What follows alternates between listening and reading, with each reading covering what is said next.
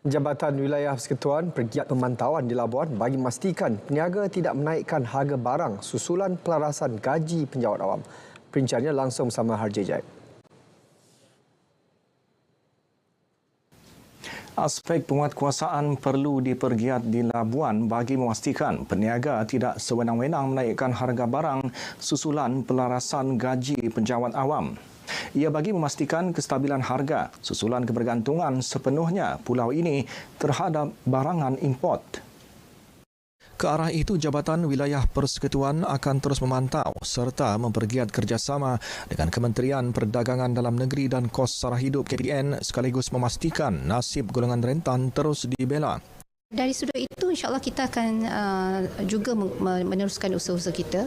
Contohnya KPDN dengan jualan rahmah itu akan diteruskan. Kita juga di peringkat wilayah persekutuan, kita ada juga program-program seperti My Grocery. Yang itu juga kita akan teruskan dalam membantu usaha-usaha kepada rakyat-rakyat yang memerlukan. Tambahannya, satu program berdaya mapan juga bakal dilaksana bagi mengurang kebergantungan rantaian bekalan pada masa sama mewujud peluang ekonomi kepada komuniti di sini.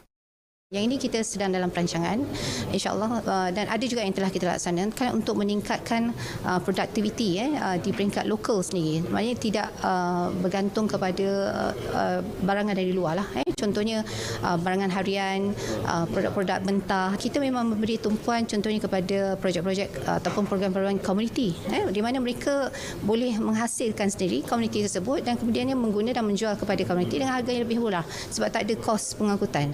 Mungkin nampaknya kecil tetapi impaknya besar. So ini perlu dipertingkatkanlah. Beliau berkata demikian kepada pemberita selepas menjadi tetamu rancangan Bicara YB di Labuan FM.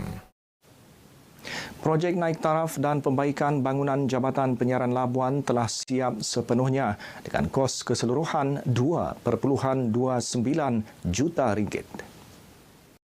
Timbalan Pengarah Jabatan Penyiaran Labuan Fauziah Muhammad Siddiq berkata penaik tarafan itu dapat menyediakan ruang kerja yang kondusif terhadap warga kerjanya. Dengan hasilnya hari ini, kita harap zero defect lah untuk kita punya sistem penyiaran. Dan seterusnya, ruang kerja yang inklusif itu kita harapkan dapat memberikan satu pengalaman suasana kerja yang baharu dan menyelesaikan untuk semua warga kerja kita. Beliau ditemui pemberita pada majlis penyerahan projek siap di Laman Paadian Jabatan Penyiaran Labuan yang disampaikan Pengarah Jabatan Kerja Raya JKR Labuan, Insinyur Muhammad Faizul Muhammad Ali Hanafiah. Sementara itu, Insinyur Muhammad Faizul berkata, tahun ini sebanyak RM26.8 juta diterima pihaknya untuk pelaksanaan 96 projek daripada pelbagai kementerian, jabatan dan agensi di Labuan. Selain itu, JKR Labuan juga telah menyiapkan sebanyak 15 projek naik taraf infrastruktur keselamatan jalan raya bernilai 3.5 juta tahun ini.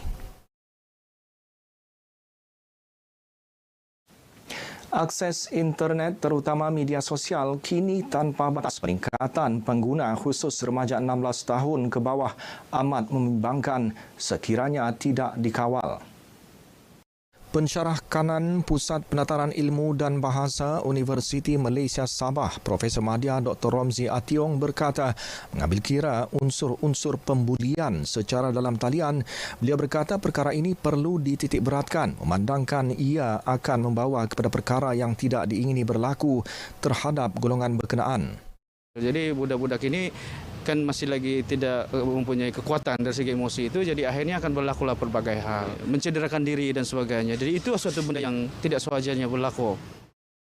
Mengulas mengenai negara Australia yang telah meluluskan undang-undang melarang kanak-kanak dan remaja 16 tahun ke bawah daripada menggunakan media sosial, Dr. Romzi menyambut baik perkara itu. Tidak bermakna kita tidak ingin berkembang. Di negara luar ini kita melihat sebagai benchmark untuk menentukan sama ada kita boleh atau tidak. Jadi di Australia itu sudah memulakan tindakan yang demikian, begitu juga dengan China, dan akhirnya kita boleh melihat kedua negara itu adalah negara yang boleh membangun. Lebih 200 anak-anak autistik di Labuan Autism Care Center LSCC disantuni Financial Park Labuan FPL Sendirian Berhad menerusi program Tanggungjawab Sosial Korporat CSR.